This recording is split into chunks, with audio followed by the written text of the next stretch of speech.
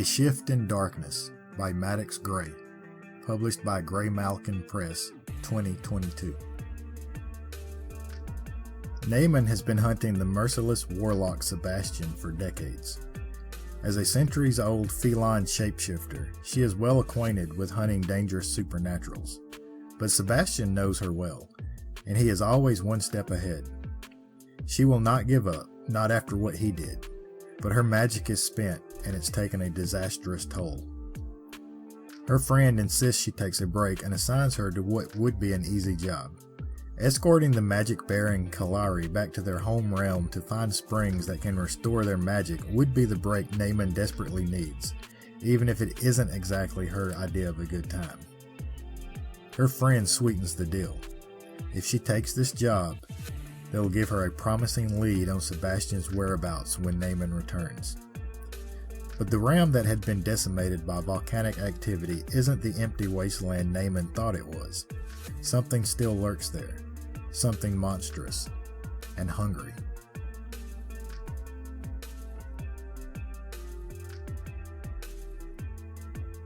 One of my favorite genres is urban fantasy, but the problem with that genre is most everything I come across is part of a series.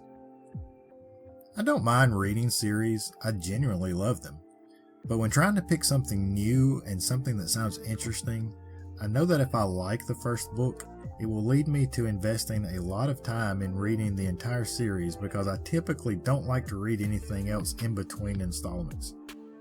When I came across A Shift in Darkness, I thought it'd be a good try. It's a prequel novella to a series, so if I could get engaged with it with just one novella, there would be no doubt the series would be good. If it couldn't catch my interest by the time I finished it, then I wouldn't be left wondering what would have happened if I didn't continue with the series. Now that I've completed the read, I can honestly say that the Lost Legacy series is a big maybe for me to continue. Our main character, Naaman, is a feline shapeshifter hunting down the murderer of the love of her life. Her pursuit has been so relentless that her magic is running thin and she isn't healing from her adventures as she should.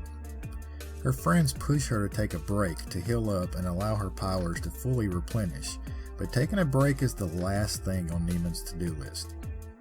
To solidify their wants though, one of the friends teases Naaman with a strong lead on the whereabouts of Sebastian, the warlock who killed Naaman's love.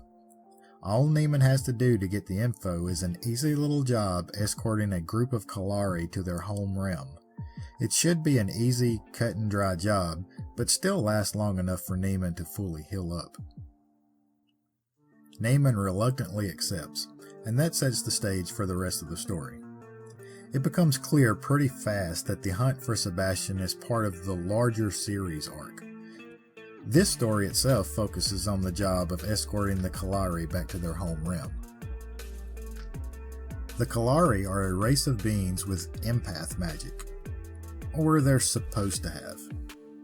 Their home realm has suffered catastrophic climate issues, and they have been living in the human realm for generations now, leaving them without magic. The source of their magic lies within magical springs in their home realm, and it is now believed that enough time has passed that their realm is safe enough for quick visits to the springs. The group that Naaman will be escorting is the first to try this, and the world is so changed by earthquakes and volcanic eruptions that the precise locations of the springs are no longer known. The journey there sets the groundwork for what I presume is the foundation for the remaining of the series.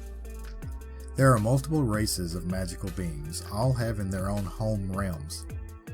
Many of the beings travel between realms, while some stay mostly to themselves in their home realms. There are safe zones set all around the human realm, what I take as Earth as we know it, since Tokyo, Cairo, and Paris are named specifically.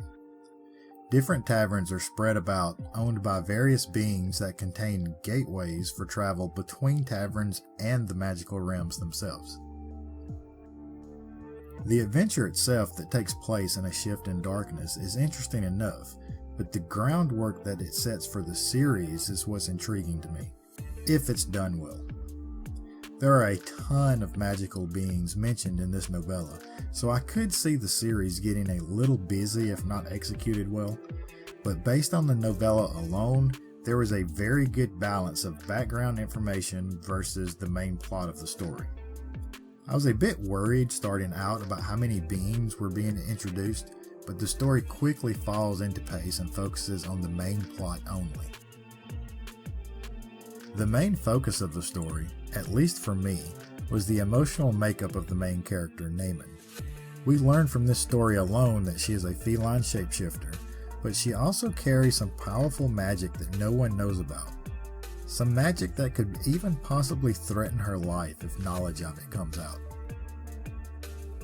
Naaman is a dark, brooding character since the death of her love, a mermaid named Myrna.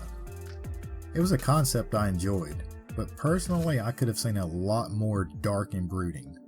I'm a huge Batman fan, so I saw many places where Naaman's personality could have been pushed more, but again, there's an entire series that follows, so the character may develop more.